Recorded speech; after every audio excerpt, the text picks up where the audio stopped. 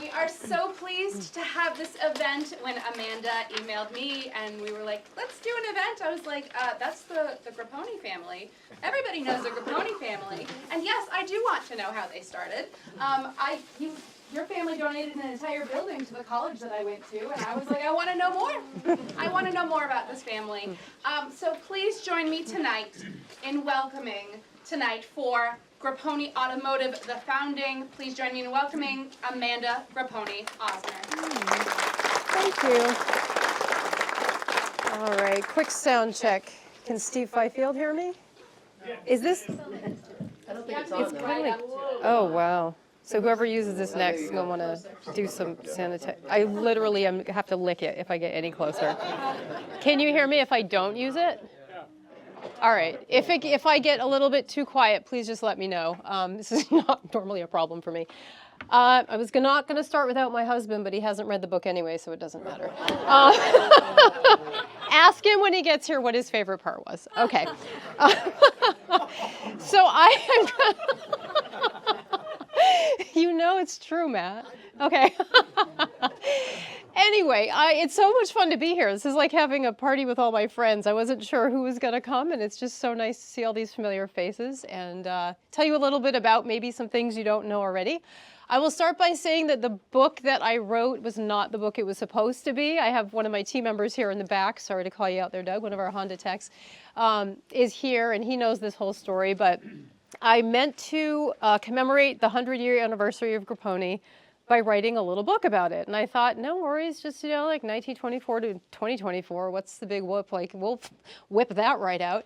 And I started writing it, and I researched it for on and off for a couple years, and anybody who's done genealogical research, like, you can get down some serious rabbit holes and spend a lot of time just finding fascinating things that truly nobody else is going to care about, especially if you put it in a book. So that took a lot of my time, but I said to myself, I have a deadline. It's November 15th, 2024, and that's because November 15th is the day that my great-grandmother and great-grandfather signed a mortgage so that they could take out the money, they mortgaged their place so that they could take out some money to buy the gas station on North State Street, not too far from here. And so that's how I picked when did Grappone Automotive start? People used to ask me that. And I'd say, 24. I've always heard 1924, but I wanted to know exactly when. So when I found this, and I did a lot of research, just using deeds and things like that, and that kind of nailed the date down for me. So November 15th was my deadline of last year. And I took the first 4 months of the year to really just try to figure out, okay, how do you write a book? So that was what I was doing. And we so happened to have an Italian exchange student last year, which was extremely helpful. If you've read the introduction, you already know this part. Alessio, our exchange student, came to us. If you know any Italians, and I'm totally making a lot of assumptions here that they're all the same exact person as the one I lived with last year, they're very outgoing. They like to use their hands a lot. They don't mind talking to strangers. So I knew him for about 2 weeks, and I'm like, hey, is your dad as outgoing as you? He's like, oh, yeah, like times 10. So I was like, can he just call Gesualdo, Italy for me and see if there are any Grappones left there? So they live, just a little geography. Italy borders Austria on the north. He's from so far north that he spoke German as well. That's how far north this kid was from. My family is not as southern as you can get, but they're pretty southern. They were from in the Naples region. So the chances of him being able to just pick up the phone and find a Grappone, and one who was actually related to me, I'm like, well, you don't know unless you ask. So within, I'm not kidding, 48 hours, I have Rossano Grappone, my whatever cousin. His fifth great-grandfather is my fourth great-grandfather. So, or no, the other way around, sorry, because I'm younger. He's a retired lawyer who's a historian, an amateur historian, who writes books about the history of Gesualdo, where my family is from. So it's like, okay, you get to stay the whole school year. We love you. And he could cook, this kid, so he was good kid.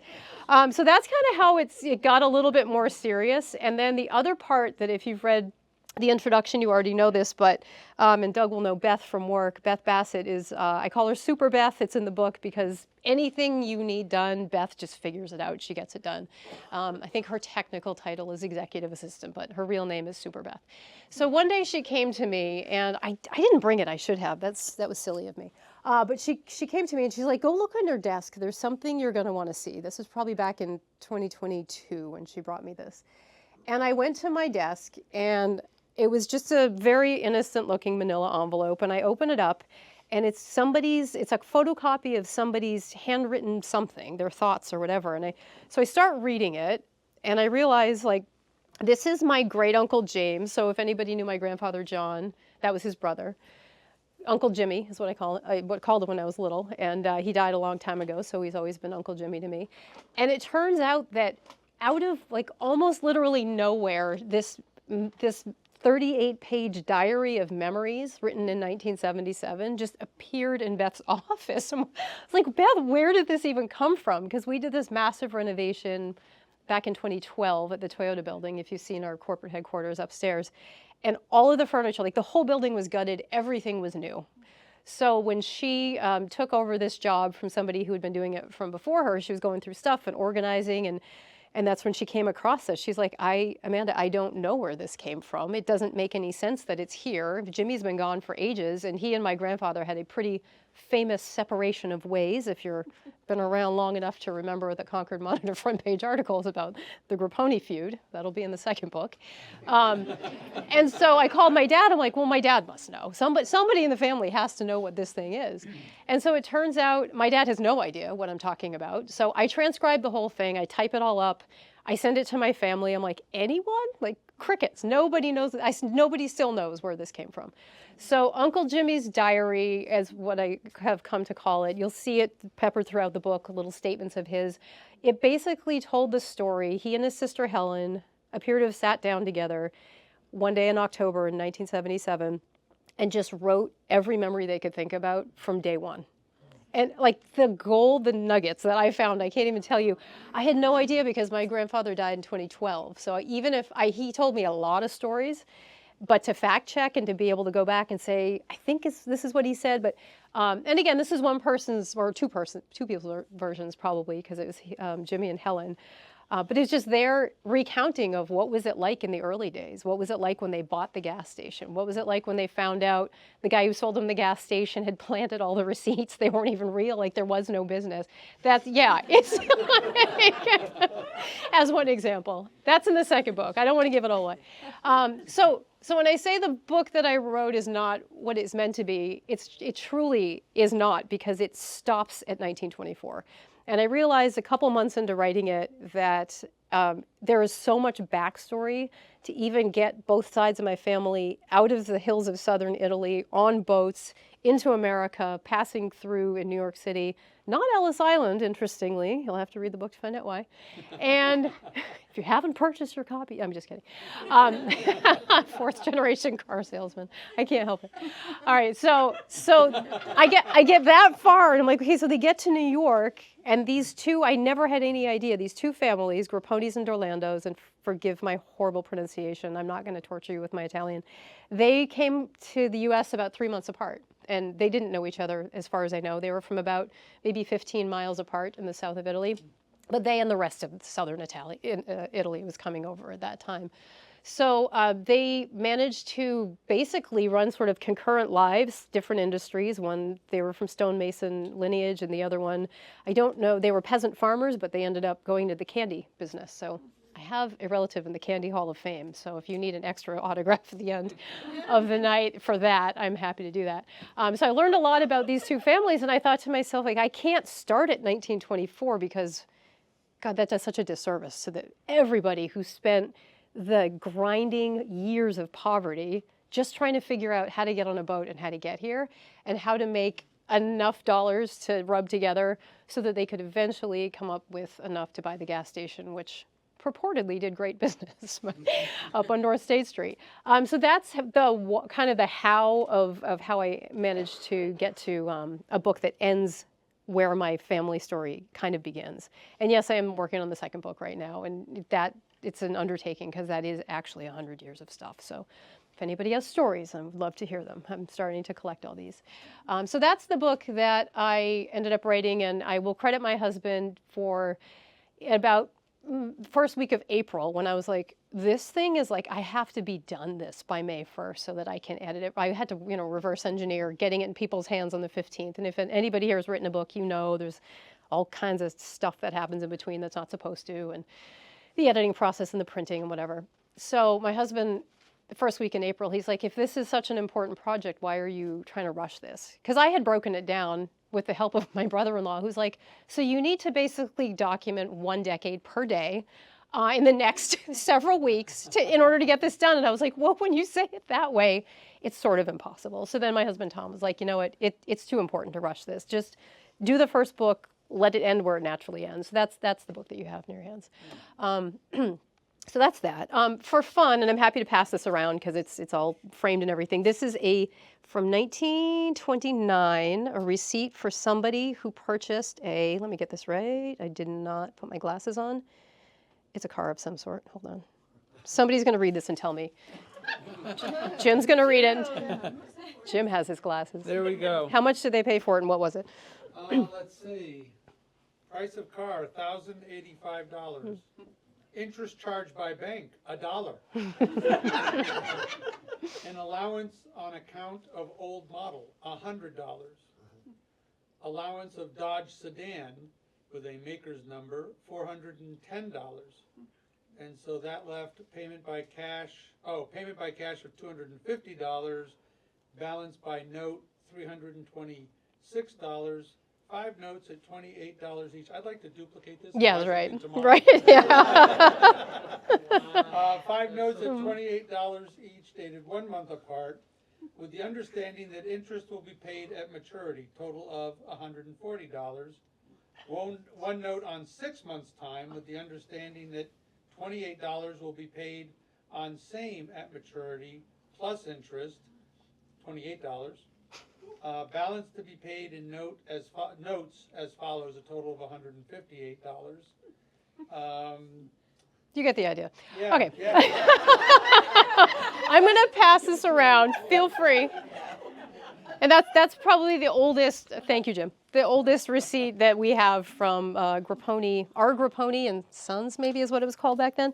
So Jim, just a couple of notes on some of the research. Obviously, there's, Ancestry.com is a great resource if you want to find relatives who you never knew you had. I did hire them actually to do the Italian side of things because I didn't have time to go to Italy as much as I wanted to. But with Rossano on the ground there and feeding me information about my family, and he found like this fascinating record that showed that one of my relatives in the 1740s or 50s, I think it was, had been living with the Capuchin monks in town and building part of their monastery while he was living there on site. So that was like, I never would have found that out if I hadn't been connected to him. So that was really cool. Do you know the town? Gesualdo. Yeah, Gesualdo. Gesualdo. So the moral of the story is get an Italian exchange student, and life will be good. And then just a shout out to probably somebody in this room helped to write some of these books. Brian Tolles, I think are you in this one, Cross Currents of Change? Somebody, I feel like there's an essay of yours in one of these. Read this ridiculous thing over and over, not ridiculous because it's bad, it's an amazing book. Like if you haven't read this book and you love Concord, grab that book, it's amazing, truly. Every little footnote. And then these awesome pictures. There are a couple little things that I was gonna read to you. I think I managed to leave, where's my friendly helper? Remember the bag I gave you that has my glasses and book in it? Yeah. Can I have that? Great. I just wanted to read a little passage to you because there are a couple of things that are very hyper-local that I figured maybe Concord people might be interested in.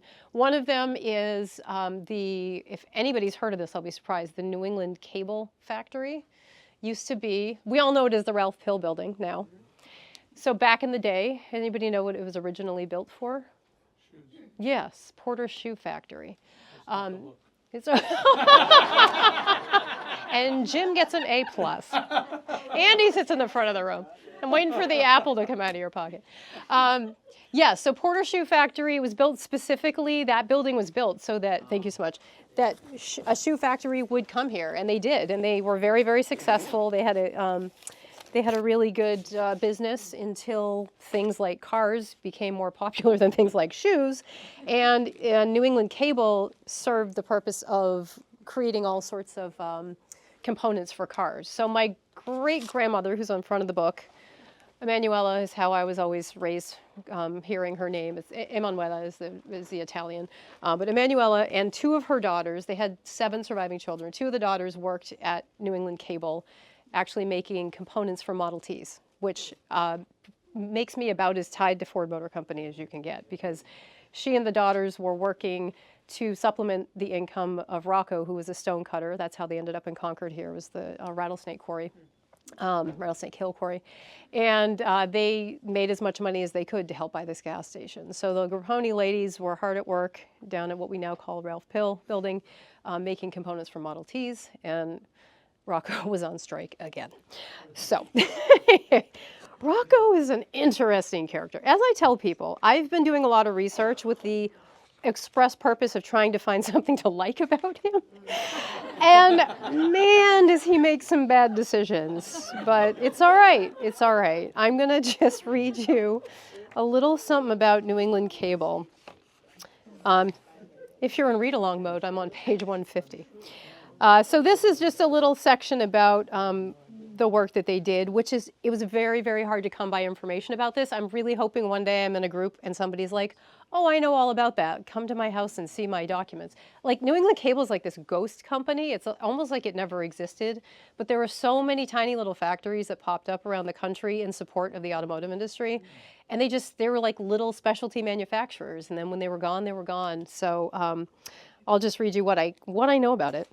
The factory where Emanuela, Helen, and Minnie worked was called New England Cable. It's a bit of a ghost in terms of historical records, and it's been very hard to find photographs of the building's interior or any descriptions of what a workday was like. The building still stands, and I've driven past it thousands of times, but I still have questions. Were very young children reporting for duty? How early did my great-grandmother and her girls arrive at work? Did they work with all women? How much were they paid? What sort of conditions did they work under? The one record I did track down is in the archives at the Henry Ford Museum in Dearborn, Michigan. Knowing that New England Cable was contracted by Ford to produce components for the Model T, I asked if they had any record of purchases around the time my relatives worked there. As luck would have it, they were able to send me records of purchases made from 1918 and 1919, and not in insubstantial amounts, but they couldn't tell me anything else about the operation. What is known is that New England Cable occupied a building that was originally constructed in 1884 to attract a shoe factory to Concord. It worked, and Porter Shoe Factory was very successful in its day.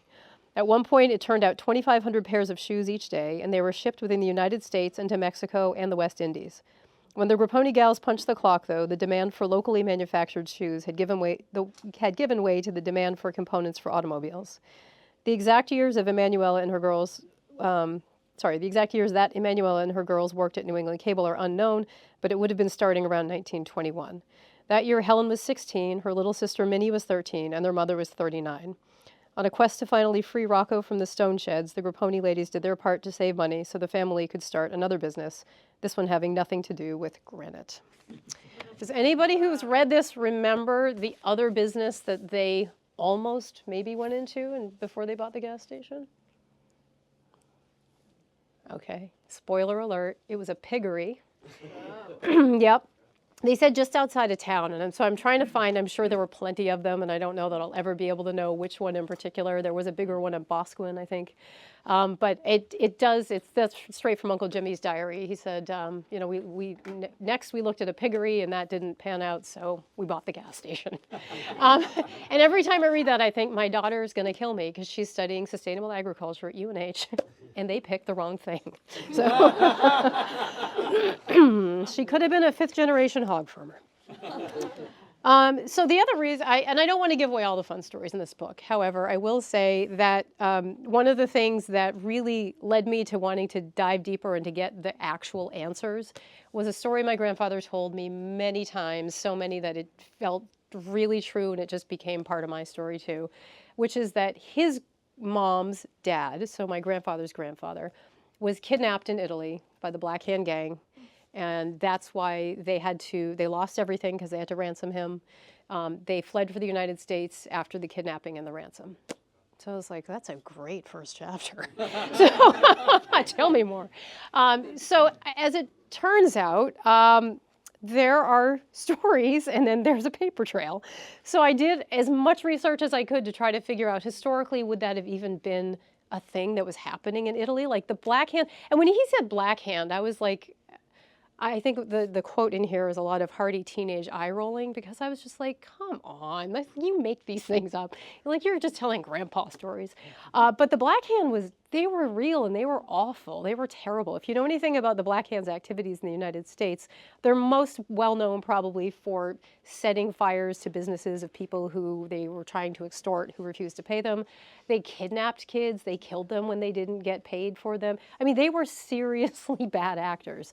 And yes, they had their origins in that sort of mafia, Cosa Nostra, Camorra type of Italian activity from back home. So when I started reading more about Black Hand, I'm like, oh man, that's no joke. I probably shouldn't have rolled my eyes. I probably should have asked some more probing questions. So I did do a lot of research trying to figure out, from a historian's perspective, from a genealogist's perspective, is this even viable? And really the best way to find that out is, what did this person do for work that he was so important that somebody would try to extort money from him? And I don't want to give all of it away, except to say that there are a lot of peasant farmers in my family. So you can read the whole account in chapter 1, but that really did propel me to try to ask the question about, like, what drove my family here? And as soon as you go down even 5 inches of that path, anybody in southern Italy pretty much at that time who was pretty much anybody in southern Italy, they had reasons to leave. They had reasons to believe everything they heard about the United States. And even if a third of it was true, it was worth getting on that horrible ship and stuffing yourself in the bowels of the boat and trying to make the best of it. We don't know today what that sort of total lack of hope and never feeling safe is like. I mean, I hope that nobody in this room knows what that feels like. I can't imagine in New Hampshire in the 21st century being able to recreate even a piece of that. So just a lot of insecurity, to say the least, and that's ultimately what drove them and millions of other Italians over to the United States. So that's where the story mostly begins, is the 2 great-grandfathers coming over from southern Italy. And again, I talked about, like, one ended up in the candy making industry and down in Massachusetts. The other ended up following the granite. So the Grappones, the gas station was not their first business, actually. Anybody know what their first business was, the Grappones? They sold granite. They were granite dealers in Barre, Vermont. Not very successful. There was a trend and a pattern of, but boy, did they try. They didn't succeed a lot. They were in the paper a lot for things like not paying their taxes, and or in some cases, and if you're a business owner, you can understand this. They did work for people who didn't pay them, so they'd show up, when they lived out in New York City for a period of time. People who they provided granite and other materials to who just didn't pay them. So that got shown up in the paper, and eventually you just see that as much as they try, the stone industry didn't work for them. I will say I do have relatives in Virginia who I believe still own a monument company and actually still carve granite somewhere in Virginia. So I need to connect with them a little bit more, because they do still have the Grappone name on. If you Google Grappone granite, they pretty much come up. So that's a little bit about kind of the why. My husband has shown up if you want to ask him his favorite part of the book. Hi, Tom. Just kidding. He loved the whole thing. Oh, goodness. So I'm happy to answer any questions. I don't know if are there any burning questions that you have, things I haven't addressed, or just open it up to general Q&A. Yeah. Hi, Joanne. What's the exact location where your grandparents opened the gas station? It's, wait, where's that? North State Street. It's across from Beltwell's Bowling. It's now where Rite Aid is. Okay. And funny enough, where Merrimack County Savings Bank is, who gave them the $2,000 when they mortgaged their house. Yes, that was a fun little. That's the exact location? Yes, not the correct. Gas station that was on the corner? Nope. Okay. That's my understanding, is that's exactly where it was. It abuts the Boys and Girls Club on the other side. Yeah. Yep. Yeah. Yes. And I haven't read your book yet, like your husband. But my question is, do you, and maybe you explain in the book, do you credit your the women who were working in the automotive with influencing the purchase of the gas station? Definitely. Thinking ahead? Were they? Yes. I mean, I would say Emanuela has become, she's like my own little mini folk hero. I never met her. She died in 1950. But I think that her job was to survive day to day. So I'm not sure how much future thinking she was able to do, but I do know that she did anything she had to do to keep her kids together, to keep her family together. Because in the second book, like, something pretty awful happens, and she's what gets everyone through. Hint, it's not Rocco. So, and he might be part of the problem. So I think I just always think of her as just, I don't know how you can not live in the moment then, because of everything that they had to struggle through every single day just to survive. But I think that the family, you hear a lot about Italian families as the man is sort of the nominal head of household, but it's the woman who holds it together and just tells them, like, this is how it's actually going to be.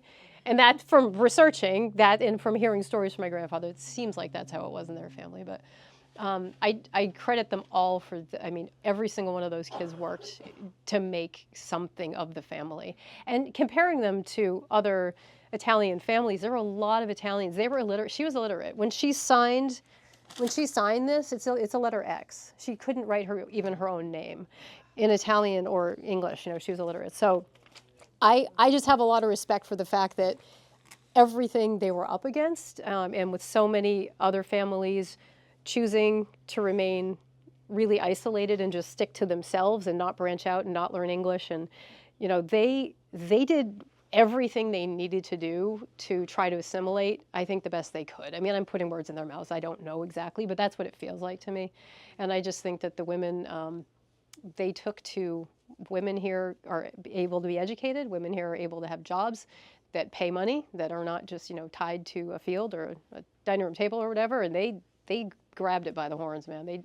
Every single one of them did what they had to. So that's my extremely long-winded answer. Hi, Emily. What brought them to New Hampshire? Granite.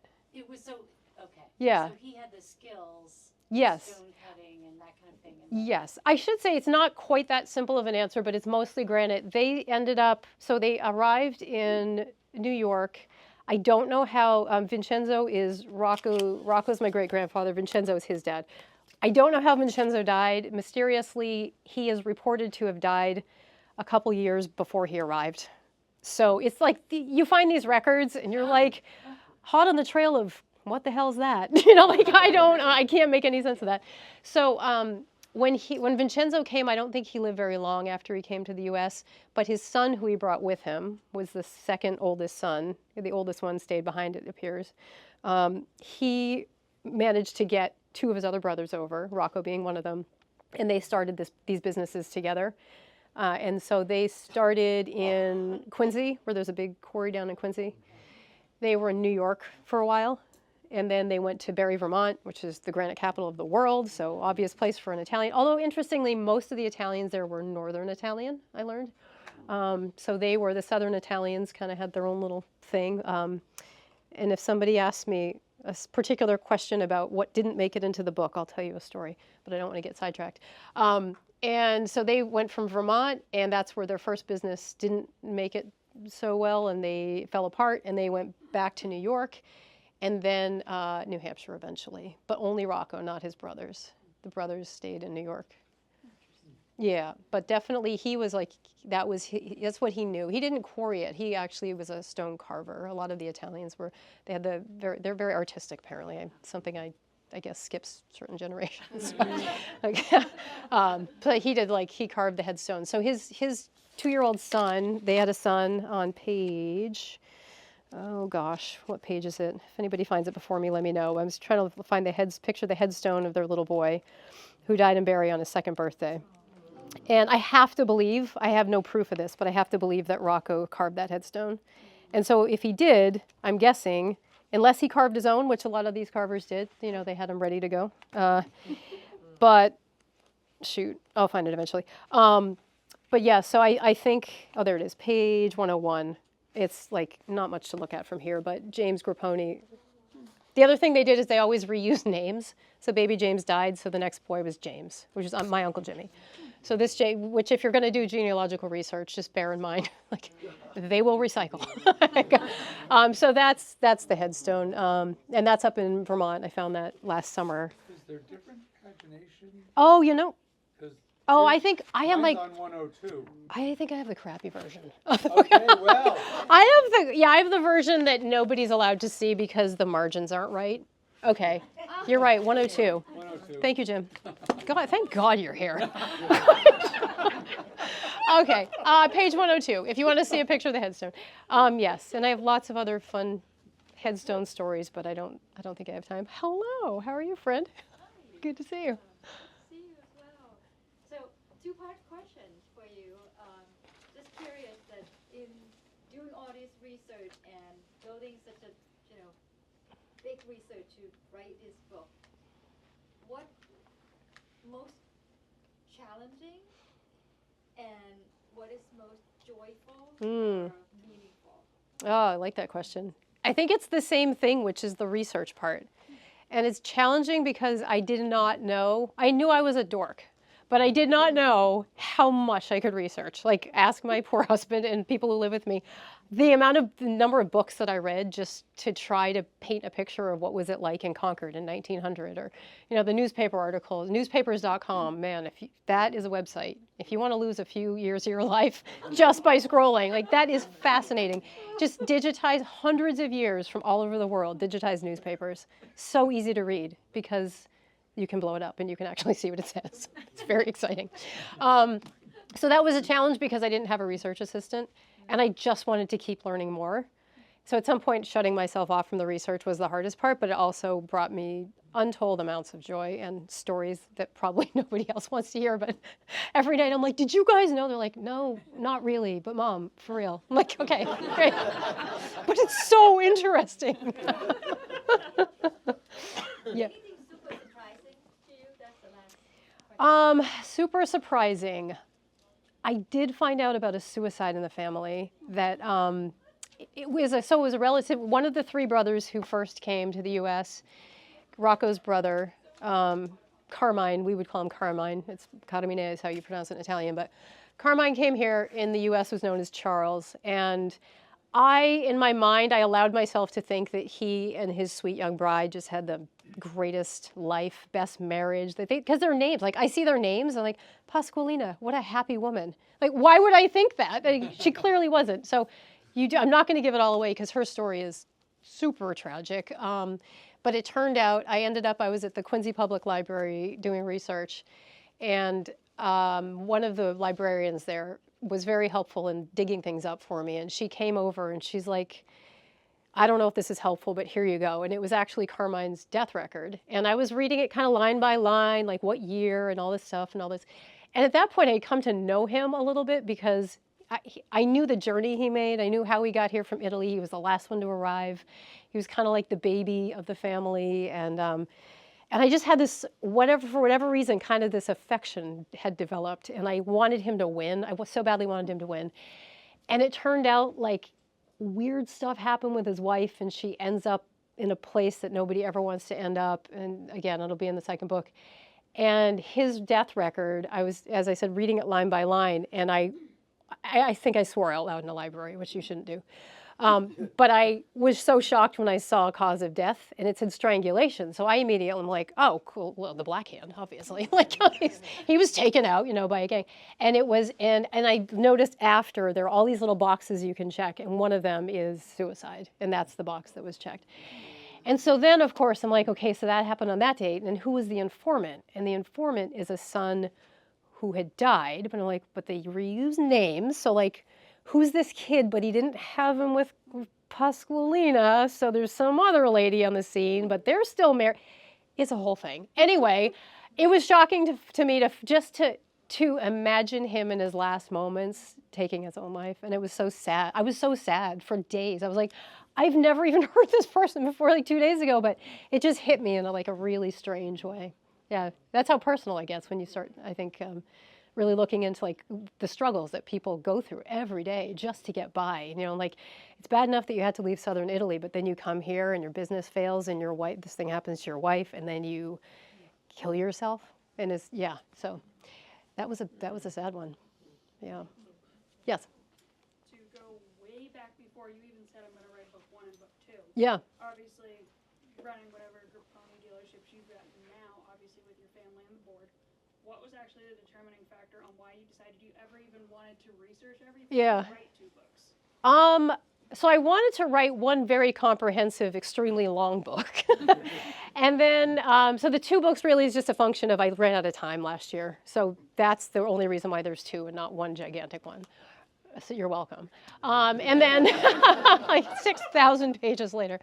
And why I wanted to write it is a couple different reasons. I think history matters personally. I think it's just fascinating for all of us to just take a couple of breaths and stop and think about, like, I'm only here on this continuum because these people and everything they did like 100+ years ago and what their parents did, you know, and that's like a duh statement. Like none of us are here without our ancestors. I get that. But for me, it's especially meaningful just because I'm in a family business and I'm the last one there after 100 years. So there are no cousins, no, as I say, in-laws or outlaws. And just knowing that if something happens, nobody's actually documented the story. Like we all have stories, but when we're gone, we can't tell you about the truck we bought in 1962 from your grandfather on the showroom floor, and there are fewer and fewer of those people around. Like, who's gonna know? So really, I wanted to make sure my kids understood, because I do have, my husband and I have 3 kids, and one of them is at school for business, so wants to maybe come into business with me, which is exciting. So for them, just so that I try to get the story straight, and then also just because I think it's like it's a timely story, because I think there's a lot of appeal to knowing that if you just want to work really hard and try, and you're set in a petri dish like the United States, like the experiment that the United States is, if you try really, really hard and you come from nothing and you can do anything, that's them. That's them. That's, to me, that was totally inspirational. So thank you for that question. So I'm supposed to check the time. Oh, I'm good. Yes, go ahead. Just wondering, with your research, were you able to research the Italian newspapers at the time, or the language? So yeah, the question was about researching Italian newspapers. I didn't, the only Italian publications I came across were published in Barre, Vermont, because the Italian influence was so strong in Barre right around the turn of the century. Oh, good, I'm glad you asked. Now I get to tell that story. That they had multiple Italian language newspapers just in Barre, Vermont. So one of the coolest pieces of research that I did, and this only was possible because during COVID, apparently the librarians had literally nothing else to do except digitize really bad recordings that they had taken in the 70s. I'm not kidding. So if you go to the Aldridge Public Library, I think it is, in Barre, Vermont, they have, and they are god-awful recordings because you can barely hear what the people are saying because the technology was so horrible. I brought it to my the guy who does all my radio spots. I'm like, can you do anything with this? Like, cancel the background noise? He's like, I'm sorry, I just can't. So as a result, I'm listening one day, and these are people who were interviewed in the 70s, so a long time ago, about being kids around 1900 in Barre. I'm like, gold, because that's exactly, they were there in 1905 when they opened their business up. So I'm like, what was it like? What did it smell like? Like, what did people eat? What were they fighting about? So these people are all these different people who like were in Italian boarding houses or worked in the quarries or wherever they worked. I would listen to them like walking or running, because I like to be outside a lot, on the highest possible volume because the quality was so bad. And there was this one particular interview of this old woman. She is the best. And she is, you can tell, you hear her like fussing over the reporter, like, can I get you anything? And she'll go get him tea and all this and make lemon squares. I'm like, I was so hungry by the time I was done listening. It was like I was in her kitchen with her. And so they're talking back and forth. And after a while, I hear this really funny noise. And I'm like, what is that? And it's almost like a pig or something, and it's her husband who had fallen asleep next to the microphone, and he is snoring. And then she wakes him up for the lemon squares, and he starts eating and like chewing in my ear, and I'm like, oh. And then he burps and falls back asleep. But I tell you this story because you don't know where you're going to find interesting information. And truly, libraries are like my favorite place in the world. I love libraries. And there's a shout out to here to, I believe it's every librarian in the world. In the acknowledgments, because we don't give our librarians enough credit, I don't think. So just, I mean, if you're interested in a subject, my advice is just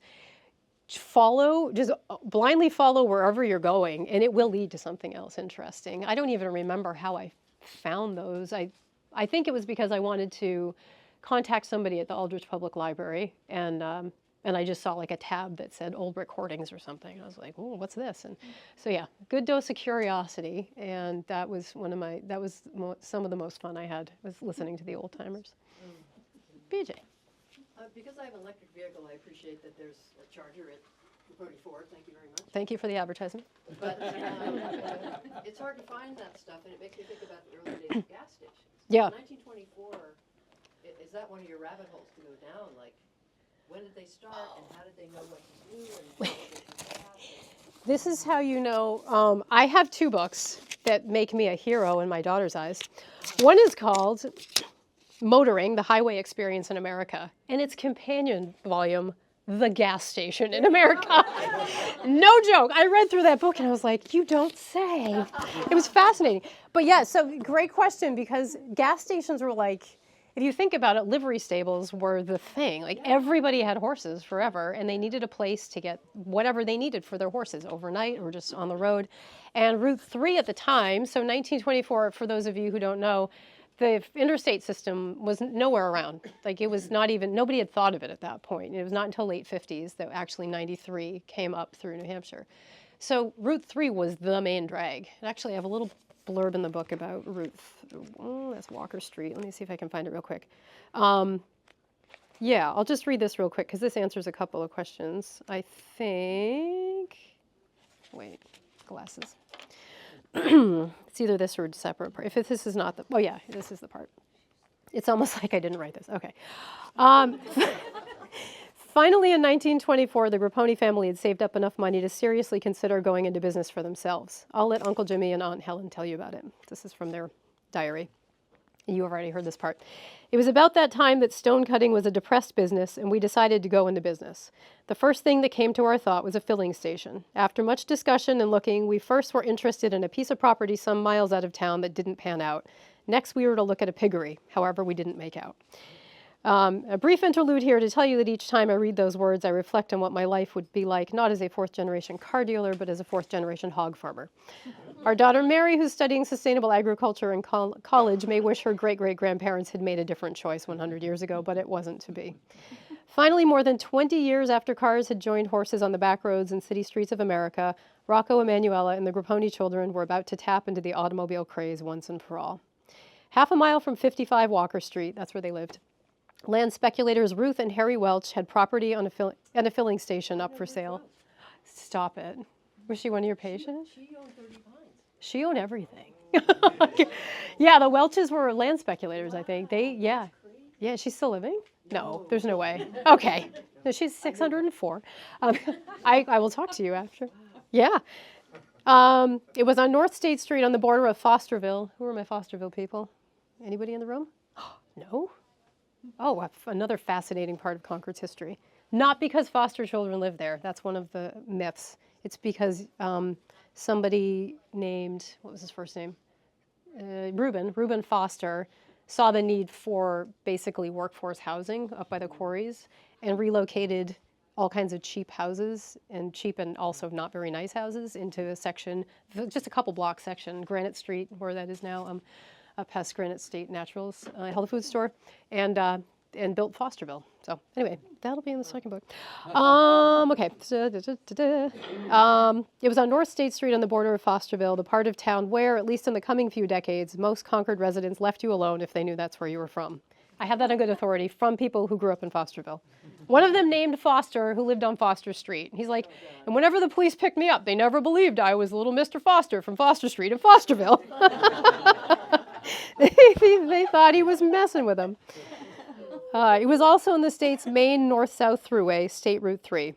No one had imagined an interstate highway system at that point in our country's history, so Route 3 was the busiest road around. The electric trolley ran right past the station, bringing people to the Kentucky River Park for a day out, and thirsty Americans, now 4 years into Prohibition, would have taken that road to get to Canada, where purchasing and drinking alcohol was still legal. The Grappones had the energy and the will, but how would they raise the money to purchase it? The ladies had only been able to save up so much working at the factory, and Rocco was on strike again. All the money being earned by the parents and older Grappone children paid for their daily needs, and they had been using it to pay off their house as well. So how did they manage to buy a service station? Anyway, it's a little bit about North State Street. But yeah, so that location, it was probably a pretty good location, despite the fact that the receipts were faked at the beginning. And they didn't have as much business as they said they would. Did that only put in gas tanks? So I'm still researching this because it appears that there was maybe a very small outbuilding on the property when they bought it, like maybe a little attendant's hut or something like that, and a couple of rented pumps. And then over time, you see that the brand of gas changes, and so I think they maybe leased the tanks from the company that provided the gas, but I'm still working all that out. Yeah. And I will say, too, in order to supplement some of their income, because the sales weren't always the best, they started selling hot dogs and candy and things like that to people who were stopping by. And I have it on good authority that Betty Davis stopped there one time. Yes. Does anybody know that Betty Davis had some place up north? Yes, in Sugar Hill. Got to throw that in the second book. I'm telling you, it's going to be 600 pages long. The funniest story I heard, and somebody actually emailed me this. He's like, I know you wouldn't want to put this in your book. I'm like, oh, this is going to be good. And he's like, but I used to go to the gas station. I don't know how old this gentleman was, because this is old information. He said because they used to sell ice cream. They started selling ice cream. But Rocco, or he must have been his dad or somebody went. There's no way he was old enough.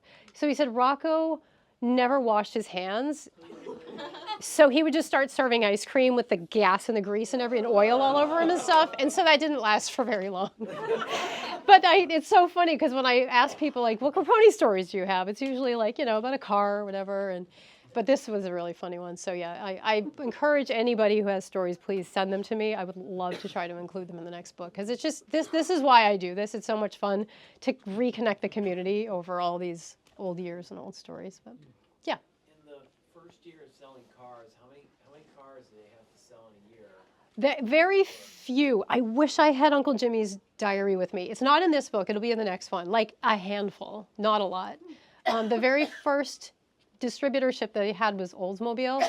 So it was a slightly different approach to a dealership model now. It was a distributorship, it was called. So they had Oldsmobile, followed by Pontiac, DeSoto, Plymouth. There were a bunch of others in the early days too. So it was like not many at all. And it wasn't so bad in the 20s, but around that time, people still put cars up for the winter because the roads were so bad you couldn't drive on them. They tried putting skis on them. That didn't work very well. But they're definitely, people would switch back to horse-drawn sleighs and things in the wintertime and not put as many miles on. So you're just transitioning the business, right? Selling gas Yes. as their main Yes. source, and then, this side thing to sort of Yeah. started. What I learned, if I take Uncle Jimmy's version to be the truth, which I have to because he's not here to challenge. He's the hero, by the way, in his own story. And my grandfather said very different things about him. They said all sorts of things about each other, but it's entertaining. But clearly, nobody can doubt how hard he worked, no doubt. But he seems to have been incredibly entrepreneurial. He saw pretty early on from the age of, he went to St. John's, but came home after school every day. I think he quit school at 14 or something like that and started working at the gas station. My grandfather started there when he was 13. And he noticed pretty quickly, you can't just sell gas, you got to do something else. So they built a service shop so that they could start servicing the cars. And then from there, they took on the distributorship. I think it was 1927 was Oldsmobile. So for a few years, they did gas. Then they pretty quickly started servicing all the cars that continuously broke down. So that was a pretty good business. And yeah, exactly. Emily, do you need a cough drop? I have one. Are you okay? No worries. No, that's fine. I thought I might need it, but thank you for coughing for me. Yeah. Other thing, were there any other their who are their main competitors around? Or, In the 20s? yeah, there probably wasn't anybody in the 20s, but There were somebody actually. decided- So up and down, you wouldn't believe, up and down Main Street, there were quite a few, like livery stables pretty quickly turned over to service shops. And Fred Johnson, I know, sold, anybody know the name Fred Johnson? He sold cars on Main Street. That's where my great-grandfather bought his first car. We don't do this anymore. His salesman gave him a driving lesson, and then he drove it off the lot. And I don't know when he got his license, but anyway. So yeah, that was a funny story. And my Uncle Jimmy used to... Oh, I know this because I did it. You guys were at my presentation. When did New Hampshire require a license? I did something at the New Hampshire Historical Society back in April. It was probably in the 20s, I'm guessing. Yeah. It's actually, hold on. I won't bore you all by looking for it right now, but I do have this book, talk about nerd. Okay, The Woman in the Car, a chatty little handbook for the Edwardian motoriste. That is an awesome book. That's a like a more recent edition. But this Krause's ABC of Motoring, I do have the answer. I'm not going to make you watch me look it up, but I will tell you. This is a copyright 1906. I found this on the internet, and it actually has motoring laws from every state, including what year, here, Joanne, including what year licenses. Okay. Yeah, that will tell you when New Hampshire required licenses. I have like 3 minutes, and I'm supposed to shepherd everyone over to the signing table. Hi, Phil. Good. Just a few quick questions. Yeah. I assume this is your first publication? Yes. You've been on the cover of Automotive Industry magazine covers and... Fender Bender magazine. Don't forget that one. No joke. That's why my husband married me. So I assume this is your first publication? It is. Also, if you were to give one piece of advice to someone who is thinking of writing a novel or a book, what would that be? Yep. And do you have a favorite author or style of reading that attracts you? Yes, and yes. Okay. Starting with the first yes, Phil. I would say it depends. If you want to self-publish, just love what you're writing about, because you are going to be in the middle of it for quite a while. I don't have any idea what it's like for a big publishing house to publish. I can't give you any advice because I've never done that. I would say self-publishing, find a really good copy editor, because at some point you're useless looking at your own material anymore, and somebody else's eyes on it are super important. Like, I have no pride. Like, just don't correct my use of semicolons, because I'm the goddess in that area. But other than that, tell me everything you see that's wrong, and we can work through it together. So I would just say, really love the subject matter, and just, be open to good critical feedback. I had 4 early readers of this book, and a couple things they were like, don't understand why that's in there. And I was like, okay, that's a really good point, because I know, because I'm a Grappone, and I feel like this is my life, but I hadn't made it clear to the reader why certain things were in there. Like 6-day bicycle racing. Come on now. 6-day bicycle racing? You read that, right? Crazy. Those people are crazy. Anyway, so yes. And then the second part, my favorite style, I think for some reason books written in like the 20s and 30s are really appealing to me. There's this great book. This is how I came to own this book. I bought a bookcase at a furniture store, I want to say up in Meredith. And I was walking past, looking at all the different bookcases and whatever, and they had books on display, and one of them just had kind of a cool cover, and it was a 1924 edition of some whatever book, and I'm like, can I buy this? They're like, you can have it. And it's probably the best book I've ever read. It's called Look to the Mountain. I don't know if anybody else has read that. And then there's another really amazing book called Down the Garden Path. It's a man named Beverly, E.Y. Beverly, what's his last name? He's English. Wrote a ton of books. Anyway, Down the Garden Path, that was another one from that same kind of time period. And I don't know, I love their thought process back then. Something about, yeah, thank you. Did I see one more? What's that? Beverly Nichols. Thank you, Beverly Nichols. Great author. Yes? You hadn't gone into the family business. Oh, if I hadn't gone into the family business, what would I be doing? I didn't go in the family business, and I worked for Outward Bound, the outdoor education program. And what would I be doing, though, for real? Probably growing flowers. I love flowers so much. They just make me endlessly happy. I don't know. Maybe if I were surrounded by them all the time, it'd be like, flowers. But I don't know. There's something about them. I can't grow enough flowers. I just love them. Yeah. Yes. Did you grow up speaking Italian? No. Darn it all. So, Emanuela, I mentioned everybody, like, they assimilated really well. She never did learn to speak English, is what I was told. Italian flowed in their household. Also, to disabuse you of any notion that she loved cooking, she did not like cooking. And as much as I wanted her to be like, Mamma mia, that red sauce, you know, it was not. Apparently, she really couldn't cook very well. But other than her, everybody learned to speak English. My grandfather heard Italian in the house, but he never kept it alive. And I think it was important to them not to, because they didn't want to be separated out from everybody else and made to feel like, you know, those wops from the north part of Concord who, the dark skin, whatever. Clearly I didn't get the tanning genes either, but darn, I got all the best genes from my English mom's side. Do you have time for one more? Sure. Super curious how the business worked back then so you said they started with Oldsmobiles. Mm-hmm.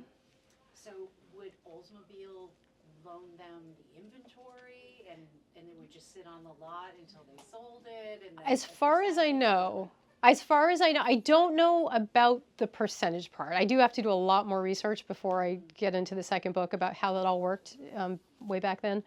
My sense is that they gave them a certain number of cars, and it always felt from Jimmy's diary like it wasn't ever enough, like because they couldn't really quite make ends meet. So they'd sell what they had, and then they would maybe also have like horrendous problems with them and they would break, and they would have to try to fix them, and then you'd have the customers to deal with. And so I need to do more research before I can answer that intelligently, but my sense was they didn't have enough inventory most of the time.